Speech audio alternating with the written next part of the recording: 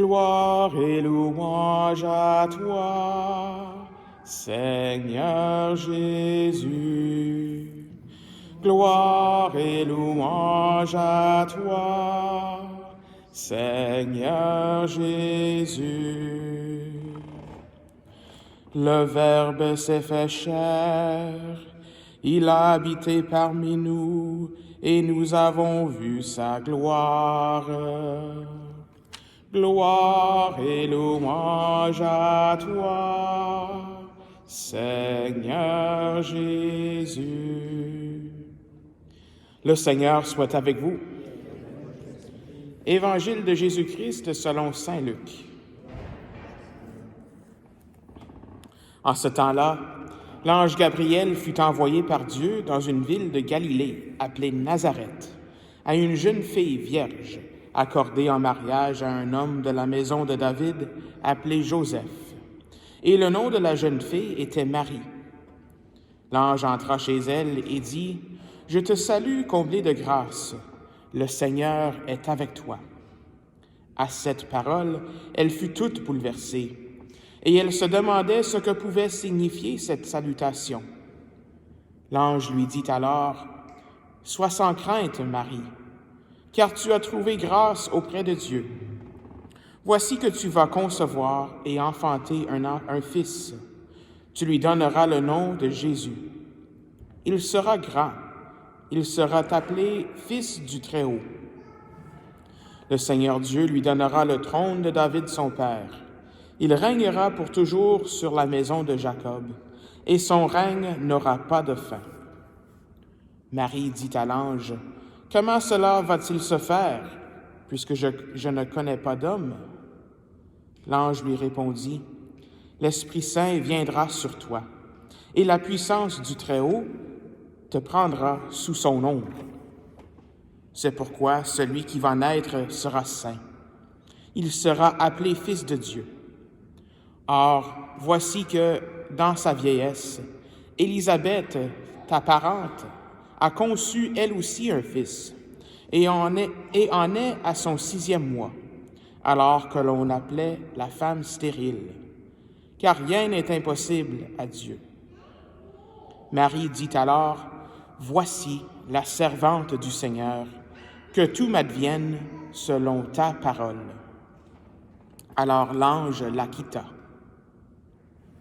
Acclamons la parole de Dieu.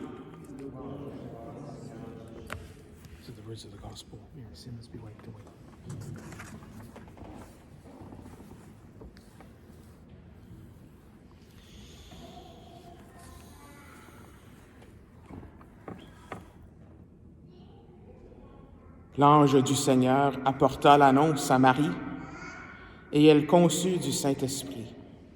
Voici la servante du Seigneur, qu'il me soit fait selon ta parole. Et le Verbe s'est fait chair, et il a habité parmi nous. Priez pour nous, Sainte Mère de Dieu, afin que nous soyons rendus dignes des promesses du Christ. Que ta grâce, Seigneur, se répande dans nos cœurs. Par le message de l'ange, tu nous as fait connaître l'incarnation de ton Fils bien-aimé. Conduis-nous par sa passion et par sa croix jusqu'à la gloire de la résurrection. Par le Christ notre Seigneur. Amen. Ce que je viens de prier, de réciter, c'est l'Angélus. L'Angélus qui résume aujourd'hui l'Évangile d'aujourd'hui, de cette annonciation, de cette visite de l'ange Gabriel à Marie. Et regardons un peu la structure de l'Angélus. Il y a quelqu'un qui m'a inspiré avec cela. Il est assis derrière moi, mais en tout cas, ça commence avec un appel de Dieu.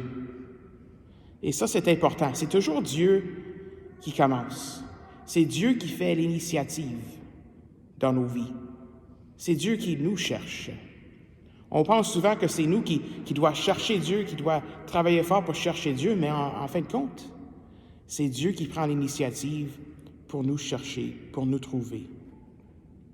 C'est ça l'incarnation, en fait. C'est Dieu qui prend l'initiative.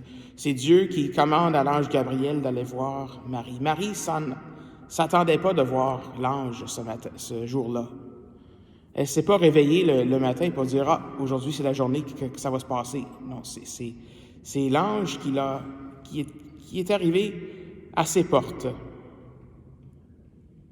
L'initiative du Seigneur. C'est le Seigneur qui a voulu prendre chair et habiter parmi nous. Et après l'appel, après l'initiative de Dieu, vient la réponse de Marie. Son oui. Elle était attentive, ouverte. Dans son immaculée conception, totalement prête à dire un oui total. Elle dit « Fiat », oui. Voici la servante du Seigneur, que tout m'advienne selon ta parole. Ça, c'est la deuxième partie de l'Angélus. Donc, annonce, réponse, et finalement l'action de l'Esprit Saint. Et le Verbe s'est fait chair, et il a habité parmi nous, par l'Esprit Saint.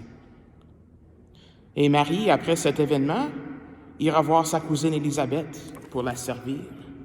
Ça, c'est l'action de l'Esprit Saint aussi. L'Esprit Saint nous amène vers la charité, vers notre prochain.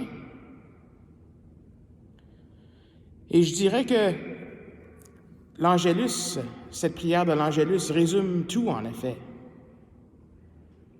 Tout ce mystère de l'incarnation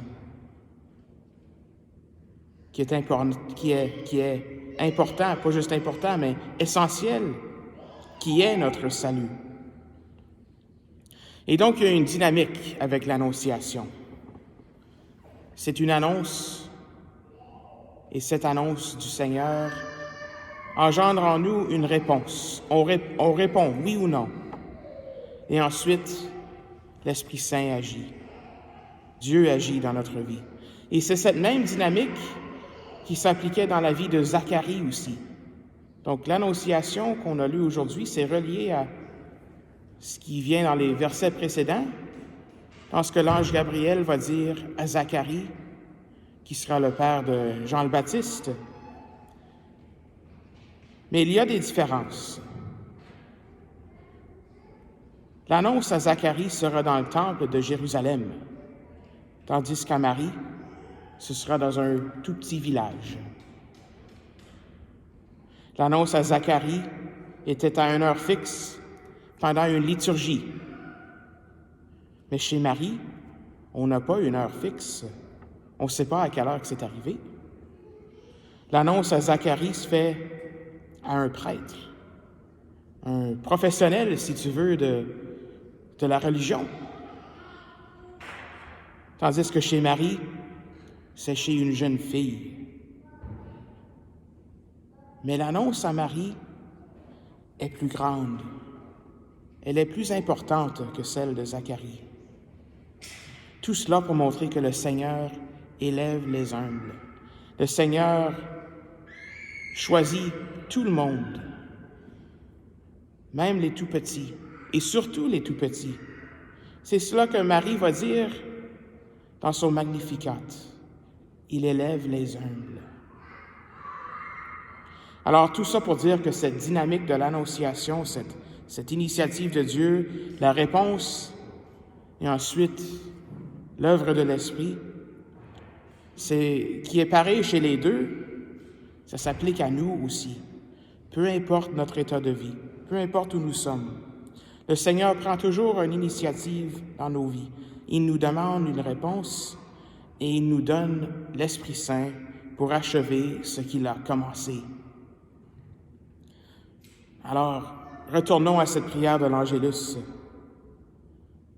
Cette dynamique d'annonciation, c'est pas juste pour les grandes décisions qu'on a à prendre dans nos vies. C'est pour chaque jour. Chaque jour, on est appelé à faire quelque chose pour le Seigneur, à faire la volonté de Dieu. Chaque jour. C'est pourquoi qu'on peut réciter cette prière-là de l'Angélus. On peut la réciter 3 fois par jour, le matin, à midi et le soir, pour nous rappeler de ce mystère de l'incarnation, pour nous rappeler que le Christ est avec nous, et aussi pour nous rappeler que le Seigneur nous appelle à quelque chose tous les jours, à tous les temps de notre journée. Alors aujourd'hui, demandons l'intercession de la Vierge Marie pour que l'on puisse dire oui au Seigneur, comme elle a dit oui, un oui total. Que ta grâce, Seigneur, se répande dans nos cœurs. Par le mystère de l'ange, tu nous as fait connaître l'incarnation de ton Fils bien-aimé. Conduis-nous, par sa passion et par sa croix, jusqu'à la gloire de la résurrection. Amen.